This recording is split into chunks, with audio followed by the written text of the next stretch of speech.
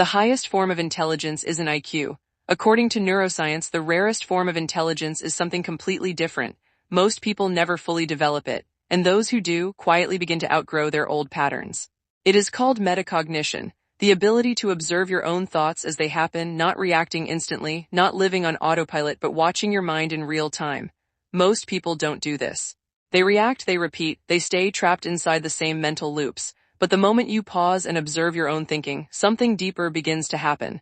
Neuroscientists have found that the anterior prefrontal cortex becomes more active. This region isn't built for action. It isn't designed for movement or reaction. It exists to observe, and when it activates, your attention turns inward. You're no longer inside the thought, you're looking at it, and that changes everything. You begin noticing patterns, interrupting automatic reactions, and choosing different responses. Most people never reach this point. They remain on autopilot, repeating the same loops without ever seeing them clearly. But those who do often change faster than others. The biggest form of intelligence in the world is not IQ, but metacognition. It means you are standing above your own mind and watching it. When you use metacognition, your mind is working on a completely different level compared to ordinary people. You are not just thinking, you are also thinking about your thinking. In simple words, you know what state your mind is in and you know what you should do about it, because you are viewing it from the outside. The biggest thing about it is that you develop the ability to work on yourself consciously and deliberately, and to regulate your emotions, because you are seeing them from above. That's why we call it the highest form of intelligence. In 1978, John Flavel introduced the term metacognition and divided it into two parts. 1. Metacognitive knowledge, that is, you have knowledge about your weaknesses, your strengths, and accordingly you see what works for you. 2. Metacognitive regulation, that is the power with which you plan your life, set your goals, keep yourself on track, and understand yourself better.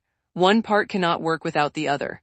Because let's suppose you have all the knowledge but you don't know how to utilize it. So when you have all the knowledge and you know how you will utilize it, that thing is the core of neuroplasticity. That means you will slowly start changing your brain for the better, because you will start understanding your negative patterns from now on. It is very important to understand here that your brain is not broken. It doesn't need to be fixed. It just needs to be rewired. But there is one big condition for this. You have to show your brain the way, and that is only possible when you stand above yourself and observe yourself. So the next time your mind gets stuck in a negative loop, follow these 4 simple steps. Step 1, stop and observe it, notice it. Step 2, then find the meaning. What does all of this mean? Step 3. This step is very important and is related to metacognitive regulation. Ask, how can I deal with this differently this time, even if it's a negative self-belief? Step 4, finally evaluate all these steps. Write them down somewhere and start following them.